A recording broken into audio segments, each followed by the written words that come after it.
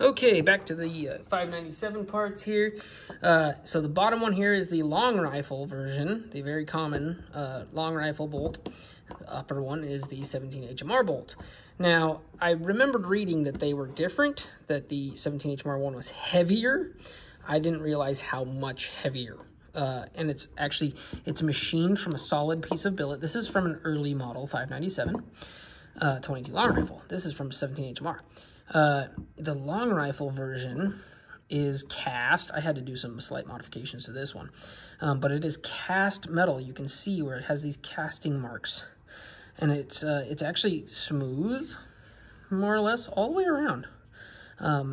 Whereas the 17 HMR one has sharp edges all over, and so I might actually very, very lightly go through this and soften up these sharp edges.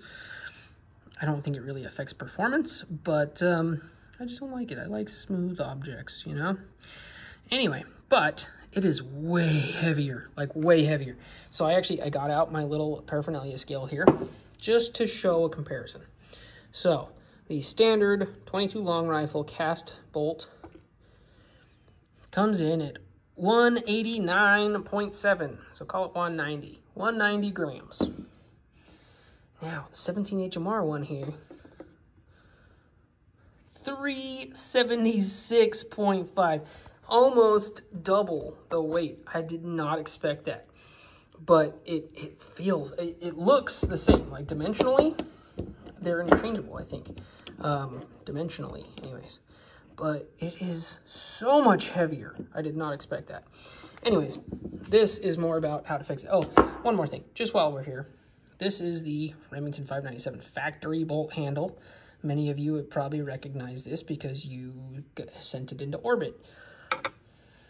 10.5 compared to one of my bolt handles, one of my stainless steel bolt handles with a hole drilled in it, 22. So it is a tiny bit, it's double the weight of this. That's why if you have a 22 long rifle, 22 long rifles now on the top, I should remedy that. If you have a 22 long rifle and you buy one of my bolt handles, I do not recommend low velocity ammo.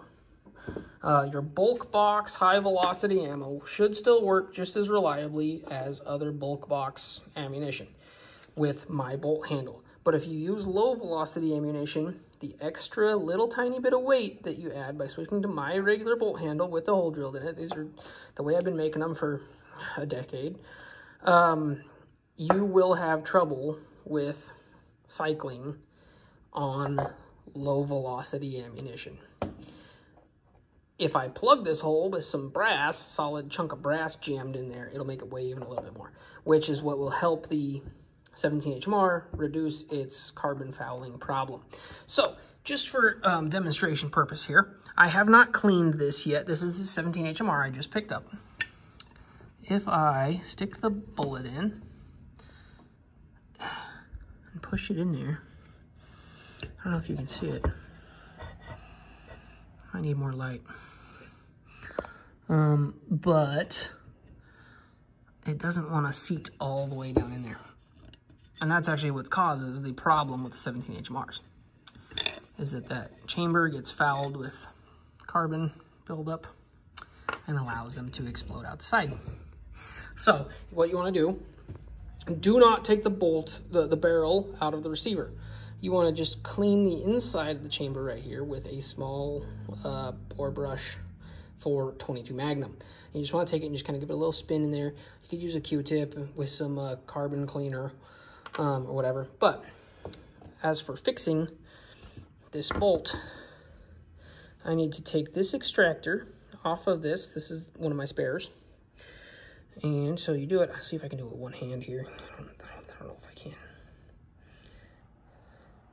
Nope, I can't do it with one hand. Damn. Okay, I need two hands to do this, but you push it back and then use a tool to pick it on the inside and push it out. That hole goes through the bottom. And this one does it too. The 17 HMR has that access hole. So you take something very, very small, a small pick or a pin or something, you push in on this, push it down in this orientation, push it down, and then you can reach into that little hole with a pick and push the back of it outward. Be careful, because then this spring and plunger will try to launch out. I have to save those and reuse them in this bolt. So that's what I'm going to do now. I need both hands for it. I can't hold the camera. I need to get like a tripod or something if I keep doing these videos. But anyway, so that's the solution that I'm going to use to repair this 17 HMR, and hopefully that gives you guys some good insight. When reassembling this, okay, you put the springs in. The hardest part is getting these springs in straight and onto those guide rods. There's a trick to it. I'll show you on the next video. But then when you go to put these screws back in, these little set screws are what holds these rods in place, okay? These set screws, you do not want them tight. If you tighten them tight, it will make these rods bow just a little bit, and they will rub on the sides of your bolt. So what you do when you reassemble this, you slide everything together with the bolt in there, the guide rods, the springs all in the right spot. You put these screws in, you tighten them up just till they're barely snug. Then you turn them counterclockwise to back them off away just a little tiny bit so that you can relieve the pressure on the guide rods.